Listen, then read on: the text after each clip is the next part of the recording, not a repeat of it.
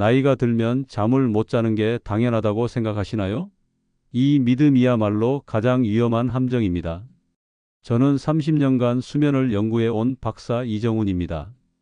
그동안 수많은 분들의 수면 고민을 들어왔는데 실제로 새벽에 자꾸 깨고 수면제 없이는 못 잔다고 말씀하시는 분들 대부분이 생활 속 작은 습관 때문에 불면을 겪고 계셨어요.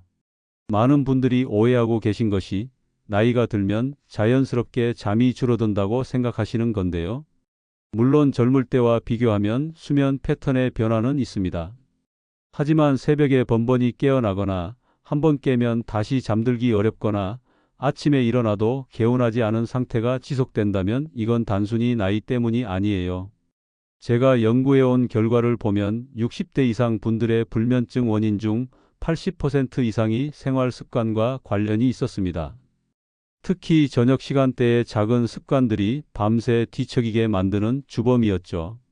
이런 습관들을 바로잡지 않으면 불면은 더 깊어지고 몸과 마음이 함께 지쳐버립니다. 더 심각한 문제는 불면이 단순히 잠을 못 자는 것에서 끝나지 않는다는 점입니다. 수면 부족은 면역력을 떨어뜨리고 기억력 감퇴를 가속화하며 혈압과 혈당 조절에도 악영향을 미칩니다.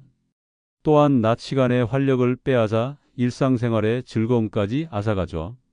하지만 다행히도 이런 악순환은 충분히 끊을 수 있습니다. 오늘 제가 말씀드릴 내용을 끝까지 들으시면 오늘 밤부터라도 달라질 수 있어요. 실제로 제가 상담해 드린 많은 분들이 작은 변화만으로도 깊은 잠을 되찾으셨거든요.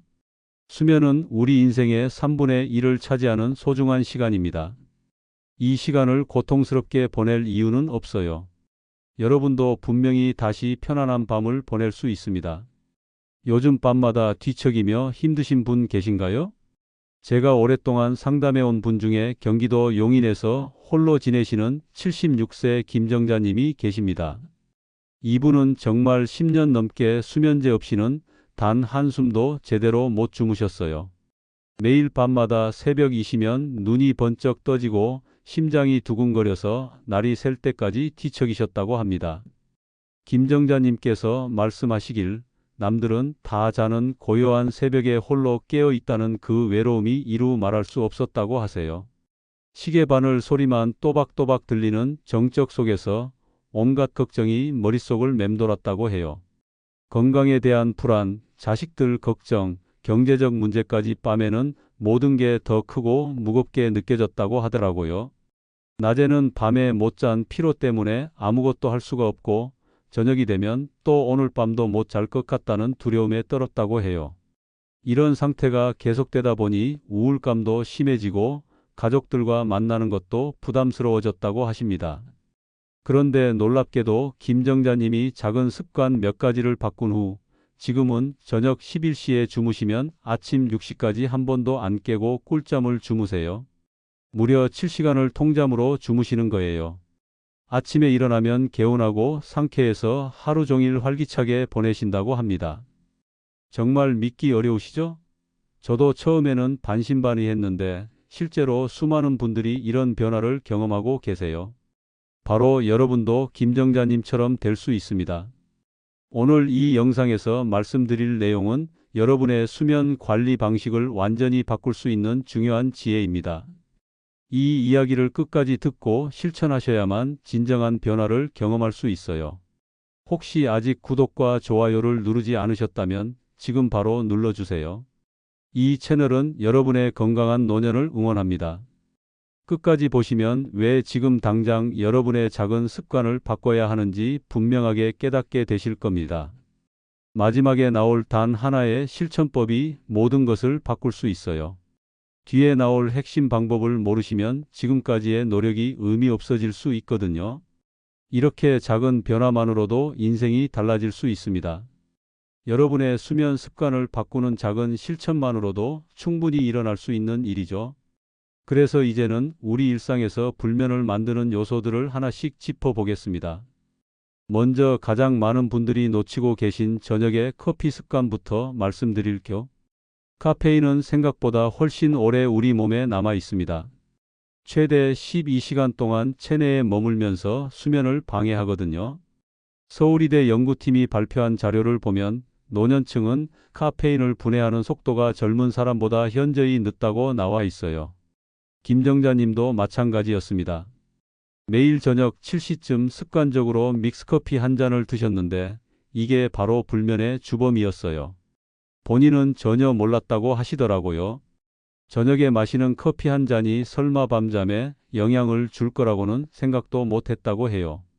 오후 2시 이후에는 카페인 음료를 피하시고 대신 보리차나 허브차로 바꿔보세요. 단, 디카페인 커피에도 소량의 카페인이 들어있으니 예민한 분들은 주의가 필요해요. 혹시 오늘 저녁에도 커피 한 잔 드시진 않으셨나요? 두 번째는 약 복용 시간의 문제입니다. 많은 분들이 복용하시는 약 중에 이뇨제가 포함된 경우가 있어요. 이런 약을 저녁에 드시면 밤중에 화장실에 가느라 잠이 깨게 됩니다. 건국대 연구진이 발표한 논문에 따르면 야간료는 수면의 질을 크게 떨어뜨린다고 나와 있어요. 김정자님도 혈압약을 저녁에 드시는 바람에 밤마다 두세 번씩 화장실에 가셨어요. 한 번 깨면 다시 잠들기까지 한두 시간은 좋게 걸렸다고 하시더라고요. 담당하시는 전문가와 상담해서 아침 복용으로 조정하니까 이 문제가 크게 개선됐습니다. 단, 약 복용 시간을 바꿀 때는 반드시 전문가와 상담 후에 하셔야 해요. 자의로 바꾸시면 안 됩니다. 지금 드시는 약이 혹시 밤잠을 방해하고 있지 않을까요? 세 번째는 침대 위에 스마트폰 사용입니다. 블루라이트가 멜라토닌 분비를 억제해서 수면을 깨뜨려요. 특히 새벽에 잠이 깨면 습관적으로 시계부터 확인하시는 분들 많으시죠? 미국 수면학회 연구에 따르면 시계 확인 습관만으로도 불면이 악화된다고 나와 있어요. 김정자님도 새벽에 깨면 제일 먼저 스마트폰으로 시간을 확인하셨어요. 새벽 2시, 3시를 보면서 또 못 잤구나 하고 한숨을 쉬셨다고 해요. 이런 습관이 오히려 불안을 더 키웠던 거죠. 디지털 시계를 치우시고 꼭 필요하시면 아날로그 시계를 침대에서 멀리 두세요. 침대에서는 절대 핸드폰을 잡지 마시고요. 오늘 새벽 혹시 시계를 먼저 찾지 않으셨나요? 네 번째는 밤의 걱정거리들입니다. 같은 고민이라도 밤에는 훨씬 더 크게 느껴져요. 연세대 연구팀이 밝힌 바에 따르면 밤에는 스트레스에 대한 민감도가 크게 상승한다고 해요. 그래서 낮에는 별것 아닌 문제도 밤에는 엄청난 걱정이 되는 거예요. 김정자님도 새벽마다 온갖 걱정에 잠을 이루지 못하셨어요. 건강 문제, 경제적 걱정, 자식들에 대한 염려까지 머릿속에서 계속 맴돌았다고 하시더라고요. 자기 전에 걱정 일기를 적어서 마음을 비워내는 방법을 추천해 드렸더니 큰 도움이 됐다고 해요. 침대에 들어가서는 절대 생각을 붙잡고 있지 마세요. 요즘 밤마다 같은 걱정으로 뒤척이지 않으시나요? 다섯 번째는 낮 활동 부족입니다. 햇빛과 신체 활동은 수면 호르몬 분비를 정상화시켜줘요. 국제수면의학회에서도 규칙적인 활동이 숙면에 필수적이라고 발표했어요. 실제로 하루 종일 집 안에만 있으시면 밤에 깊이 잠들기 어려워요. 김정자님도 처음에는 거의 외출을 안 하셨어요. 그런데 매일 오전에 30분씩 동네 한 바퀴 산책을 시작하시면서 밤에 깊은 잠을 찾으셨어요. 아침 햇빛을 쬐는 것만으로도 생체 리듬이 정상화되거든요. 아침 햇빛을 쬐며 30분 정도 산책하시길 권해요. 단, 저녁 늦은 시간에 격한 운동은 오히려 각성을 유발하니 피하세요. 오늘 하루 얼마나 활동하셨나요? 여섯 번째는 수면 무호흡 증상입니다. 잠자는 동안 호흡이 멈춰서 산소가 부족해지면 뇌가 강제로 잠에서 깨워요.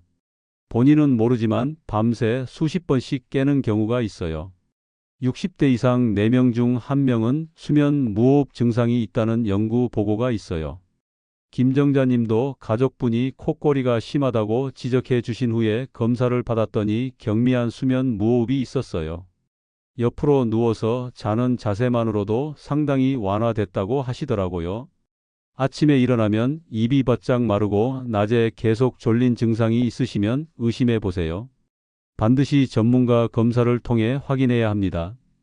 아침에 입이 마르고 낮에 졸리신 적 없으셨나요? 마지막 7번째는 불규칙한 저녁 식사입니다. 과식, 야식 혹은 너무 이른 저녁 식사 모두 숙면을 방해해요. 서울대 연구팀은 위장 문제와 수면 질 저하의 직접적 연관성을 밝혀냈어요. 김정자님도 어떤 날은 저녁을 많이 드셔서 더부룩해서 잠을 못 자고 어떤 날은 너무 일찍 드셔서 배가 고파서 잠을 설쳤어요. 잠들기 최소 2시간 전, 저녁 6시 전후에 가볍게 식사하시길 권해요. 자기 직전에 음식을 드시면 소화 때문에 잠이 오지 않아요. 오늘 저녁 식사는 몇 시에 얼마나 드셨나요? 이제 반대로 꿀잠을 부르는 방법들을 알아보겠습니다. 이제 실제로 깊은 잠에 들 수 있는 구체적인 방법들을 말씀드릴게요. 첫 번째는 4-7-8 호흡법입니다. 이 방법은 정말 간단하면서도 효과가 뛰어나요. 코로 4초 동안 천천히 들이마시고 7초 동안 숨을 참은 다음 8초 동안 입으로 내쉬는 거예요. 호흡을 조절하면 부교감신경이 활성화되면서 몸 전체가 이완됩니다. 긴장했던 근육이 풀리고 심박수도 안정되면서 자연스럽게 잠이 오게 되는 거죠. 처음에는 7초 동안 숨을 참기가 어려울 수 있어요. 그럴 때는 무리하지 마시고 천천히 적응해 나가세요. 김정자님도 이 호흡법을 매일 밤 침대에서 5분 정도 하신다고 해요. 처음에는 어색했는데 일주일 정도 하니까 자연스럽게 몸이 이완되면서 잠이 오더라고 하시더라고요. 잠들기 전에 심호흡 몇 번이나 하고 주무시나요? 두 번째는 점진적 근육 이완법입니다. 우리 몸의 근육을 발끝부터 머리끝까지 차례로 긴장시켰다가 이완하는 방법이에요. 긴장과 이완을 반복하면서 몸 전체를 부드럽게 풀어주는 거죠. 발가락부터 시작해서 종아리, 허벅지, 복부, 어깨, 팔, 목, 얼굴까지 각 부위를 5초간 힘을 주었다가 천천히 힘을 빼는 거예요. 이때 호흡도 함께 조절하면서 천천히 진행해야 효과가 커요. 급하게 하면 오히려 몸이 경직될 수 있거든요. 이 방법의 좋은 점은 평소에 자신이 얼마나 긴장하고 있었는지를 깨달을 수 있다는 거예요. 의식하지 못했던 어깨나 목의 긴장, 얼굴 근육의 경직을 발견하게 되실 거예요. 지금 몸에 불필요한 힘이 들어가 있지 않으신가요? 세 번째는 이미지 연상법입니다. 우리 뇌는 상상과 현실을 크게 구분하지 못하는 특성이 있어요. 그래서 평화롭고 편안한 장면을 구체적으로 상상하면 실제로 그 장소에 있는 것처럼 몸이 반응해요. 바닷가의 파도 소리, 시골집 마당의 정적, 숲속의 새소리 등 여러분의 기억 속에 있는 가장 평화로운 장소를 떠올려 보세요. 시각적인 이미지뿐만 아니라 그곳의 소리, 냄새, 온도까지 최대한 구체적으로 상상하는 게 중요해요. 부정적인 장면이나 스트레스를 주는 상황은 절대 떠올리면 안 되고요. 오직 평화롭고 안전한 장면만 생각하셔야 해요. 김정자님은 어릴 때 할머니 집 마당에서 놀던 기억을 자주 떠올린다고 하시더라고요. 여러분의 기억 속 가장 평화로운 장소는 어디인가요? 네 번째는 20분 규칙입니다. 이건 정말 중요한 원칙인데 침대에 누워서 20분이 넘도록 잠이 오지 않으면 반드시 침대에서 나오셔야 해요. 침대는 잠을 자는 곳이라는 학습을 뇌에 심어주는 거예요. 20분 넘게 뒤척이면서 침대에 있으면 뇌가 침대를 잠 못 자는 곳으로 인식하게 돼요. 그러면 침대만 봐도 불안해지고 잠이 더 오지 않는 악순환이 생기거든요. 침대에서 나와서 다른 방에서 조용한 활동을 하세요. 독서나 명상, 가벼운 스트레칭 같은 활동이 좋아요. 그러다가 졸음이 오면 그때 다시 침대로 들어가시면 돼요. 이 과정을 반복하다 보면 침대와 수면의 연관성이 강화돼서 침대에 누우면 자연스럽게 잠이 오게 됩니다. 처음에는 번거로울 수 있어요. 하지만 이 규칙을 지키는 것이 장기적으로는 훨씬 도움이 됩니다. 오늘 새벽 혹시 20분 넘게 뒤척이지 않으셨나요? 이제 오늘 내용을 정리하면서 가장 중요한 실천법을 제안드리겠습니다. 오늘 말씀드린 내용을 정리해 보겠습니다. 많은 분들이 나이가 들면 잠을 못 자는 게 당연하다고 믿고 계시죠. 하지만 오늘 우리가 알게 된 진실은 달랐습니다. 나이 자체가 문제가 아니라 생활 속의 작은 습관들이 진짜 문제였어요. 저녁에 커피 한 잔, 약 복용 시간, 침대 위에 스마트폰, 밤에 걱정거리, 부족한 낮 활동, 수면 무호흡, 불규칙한 식사 시간까지. 이 7가지 습관이 여러분의 밤을 괴롭게 만들고 있었던 거예요. 잘못 관리했을 때 어떤 일이 벌어지는지 생각해 보세요. 불면은 단순히 잠 못 자는 것에서 끝나지 않아요. 수면제에 의존하게 되고, 낮에는 만성 피로에 시달리며 기억력 감퇴가 가속화됩니다. 면역력도 떨어져서 각종 질병에 취약해지고 우울감과 불안감까지 찾아와요. 하지만 반대로 제대로 관리하면 어떨까요? 오늘부터라도 작은 습관을 바꾸시면 꿀잠을 되찾으실 수 있어요. 밤에는 깊이 잠들고 아침에는 상쾌하게 일어나실 수 있습니다. 낮 시간에 활력이 돌아오고 하루하루가 즐거워질 거예요. 기억력과 집중력도 개선되고 전반적인 건강 상태가 좋아집니다. 김정자님처럼 여러분도 충분히 변화하실 수 있어요.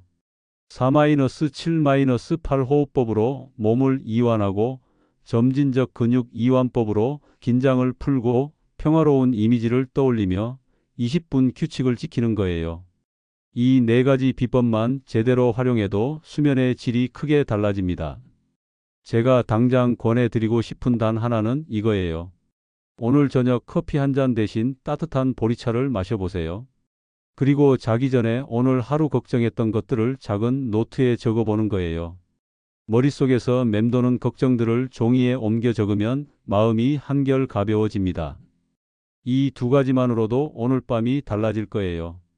작은 실천이지만 여러분의 밤을 바꾸는 첫걸음이 될 겁니다. 변화는 항상 작은 것에서 시작되거든요. 수면은 단순히 휴식이 아니라 우리 몸과 마음을 재생시키는 소중한 시간입니다. 이 시간을 고통스럽게 보낼 이유는 없어요.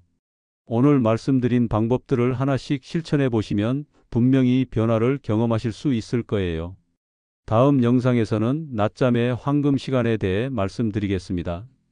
낮잠, 과연 자는 게 좋을까요? 안 자는 게 좋을까요?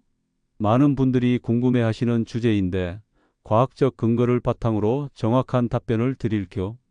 낮잠을 자면 밤잠에 방해가 될까요? 아니면 오히려 도움이 될까요? 마지막으로 여러분께 부탁드리고 싶은 게 있어요. 오늘 내용 중에서 가장 먼저 실천해 보고 싶은 것이 무엇인지 댓글로 다짐을 남겨주세요. 여러분의 다짐이 다른 분들께도 큰 힘이 되고 서로 응원하며 함께 건강한 수면을 되찾아 가실 수 있을 거예요.